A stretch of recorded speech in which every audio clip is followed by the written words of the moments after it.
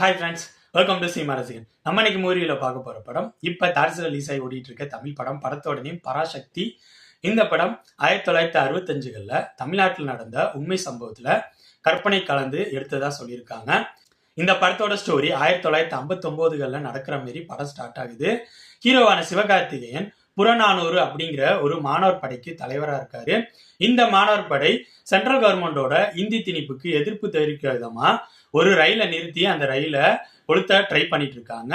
இந்த டீமை கண்ட்ரோல் பண்றதுக்காக ஆல்ரெடி சென்ட்ரல் கவர்மெண்டோட ஸ்பெஷல் போலீஸ் ஆபீசரா ரவிமோகன் நியமிக்கப்பட்டிருப்பாரு. அவரு இந்த ரயில் எரிப்பு சம்பவத்தை தடுக்கிறதுக்காக அங்க ட்ரை பண்ணிட்டு இருப்பாரு. இருந்தாலும் இந்த டீம் ரயில் எரிப்பு சம்பவத்தை நடத்திடுறாங்க. இந்த சம்பவத்தினால ஒரு பக்கம் சிவகார்த்திகேயன் ஒரு இழப்பை சந்திக்கிறாரு. இதனால புரட்சி வேணாம், இந்த மாதிரி சண்டைகள்லாம் வேணாம் அப்படின்னு சொல்லிட்டு எல்லாத்தையும் கலைச்சிட்டு தன்னோட நார்மல் லைஃபுக்குள்ள போயிடுறாரு.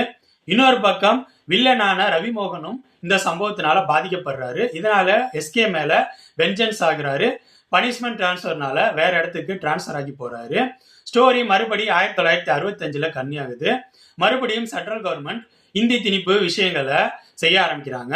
இதை எதிர்க்கிறதுக்காக காலேஜ் படிச்சுட்டு இருக்க எஸ்கேவோட தம்பியான அதர்வா ஒரு மாணவர் படையை திரட்டிட்டு சென்ட்ரல் கவர்மெண்ட்டுக்கு எதிராக புரட்சி பண்ண ஆரம்பிக்கிறாரு. இந்த புரட்சியை தடுத்து நிறுத்துறதுக்காக மறுபடியும் ரவிமோகன் வராரு.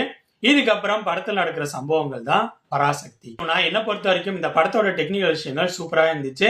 இந்த படத்தில் நடிச்சவங்களோட பர்ஃபார்மன்ஸ் நீட்டா இருந்துச்சு. இந்த படத்துல வர வசனங்களும் சூப்பரா இருந்துச்சு. இந்த படத்தோட first half screen play okay அப்படிங்கிற லெவல்ல சுவாரஸ்யமா தான் போனுச்சு. பட் இந்த படத்தோட செகண்ட் ஹாஃப் ஸ்கிரீன் பிளே தான் எனக்கு ரொம்ப சுமாரா இருக்கிற மாதிரி இருந்துச்சு. இந்த படம் எந்த லெவல் எமோஷனல் இம்பாக்டை கொடுத்துருக்கணுமோ அந்த லெவல் எமோஷனல் இம்பாக்டை கொடுக்கல. அதுக்கேற்ற செகண்ட் ஹாஃப் ஸ்கிரீன் பிளேயை இவங்க பண்ணல அப்படிங்கிற மாதிரி தான் எனக்கு தோணுச்சு. இந்த படம் இப்போ தாரிசில் ரிலீஸ் ஆகி ஓடிட்டு இருக்கு. ஸோ என்னோட ரிவ்யூ பேஸ் பண்ணி முடிவு பண்ணிக்கோங்க இந்த படத்தை பார்க்கலாமா வேணாமான்னு.